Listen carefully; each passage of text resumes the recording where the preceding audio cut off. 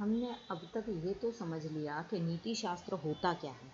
तो नीति शास्त्र की परिभाषा के बारे में जब हमने अध्ययन किया तो हमने देखा कि नीति शास्त्र वह मानकीय या आदर्श मूलक विज्ञान है जो सामाजिक जीवन व्यतीत करने वाले सामान्य मनुष्यों के आचरण या ऐच्छिक कर्मों पर निष्पक्ष और व्यवस्थित रूप से विचार करके उनके संबंध में उचित, अनुचित अथवा शुभ अशुभ का निर्णय देने के लिए मापदंड प्रस्तुत करता है और इस निर्णय के आधार के लिए वह कुछ मूल सिद्धांतों अथवा मानकों या आदर्शों की स्थापना करता है। तो नीति शास्त्र की इस परिभाषा को जानने के बाद में हम ये देखना चाहेंगे कि नीति शास्त्र की विधाएं कौन सी है। अधिकतर आधुनिक नीति शास्त्री जो है वह नीति शास्त्र की दो मुख्य विधाएं मानते हैं। पहली तो है मानकीय या आदर्श मूलक नीति शास्त्र और दूसरी है अधिनीति शास्त्र।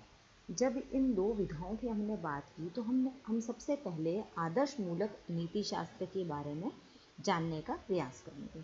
तो नीति शास्त्र की ये सबसे प्राचीन विधा है। इसे हम मानकीय या आदर्श मूलक नीति शास्त्र कहते हैं। अधिनीति शास्त्र के विकास से पहले संपूर्ण नैतिक जो दर्शन था उसे आदर्श मूलक नीति शास्त्र तक ही सीमित समझा जाता था, क्योंकि अधिनीति शास्त्र का विकास तो अभी वर्तमान शताब्दी में ही हुआ है। तो नीति शास्त्र जो है वह कुछ मूल समस्याओं का अध्ययन इस अपनी विधा के अंदर करता है, जिसे हम आदर्श मूलक नीति शास्त्र कहते हैं। इसमें आदर्श मूलक नीति शास्त्र का मुख्य उद्देश्य जो होता है मनुष्य और उसके कर्मों के लिए कुछ विशेष नियमों, सिद्धांतों और आदर्शों का युक्ति संगत प्रतिपादन करना होता है। यह नीति शास्त्र हमें यह बताता है कि उचित या अनुचित क्या है। हम किसी बात को उचित कह देते हैं, किसी को अनुचित कह देते हैं, उसका अर्थ क्या है।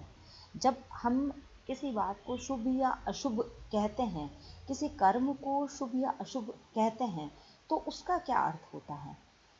हमें कौन सा काम करना चाहिए, अर्थात हमारे कर्तव्य क्या हैं। हमारे जीवन का जो अंतिम लक्ष्य है या परम लक्ष्य है वह सुख है या कुछ और है।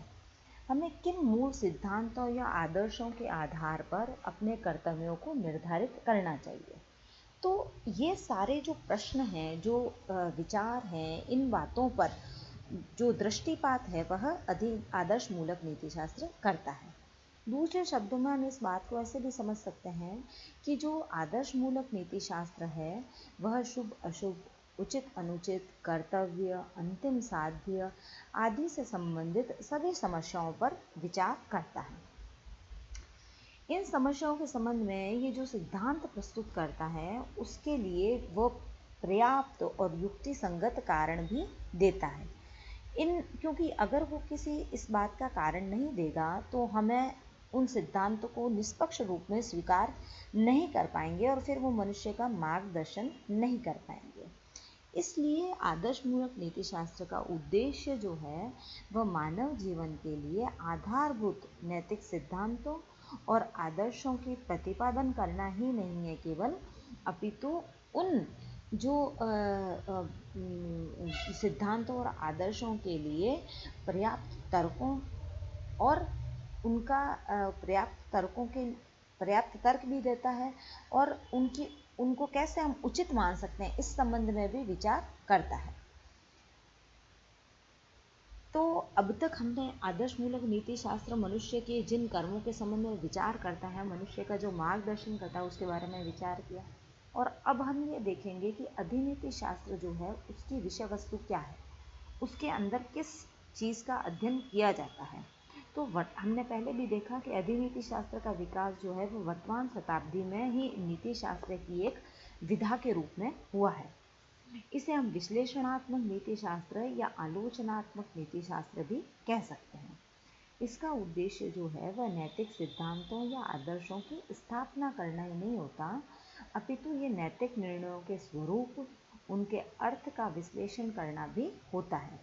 इसके लिए वह ऐसी विधियों की खोज करता है जिनके द्वारा इन निर्णयों के औचित्य और अनौचित्य का निर्णय किया जा सके, निश्चय किया जा सके।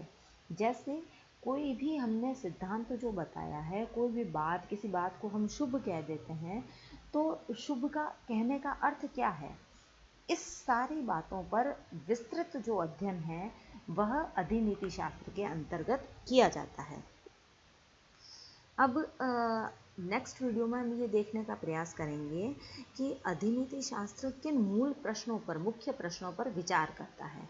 कुछ जो अधिनीति शास्त्र के विषय वस्तु है वह हमने ये तो देख लिया कि अधिनीति शास्त्र जो है वह नैतिक निर्णयों के स्वरूप और अर्थ का विश्लेषण करती है।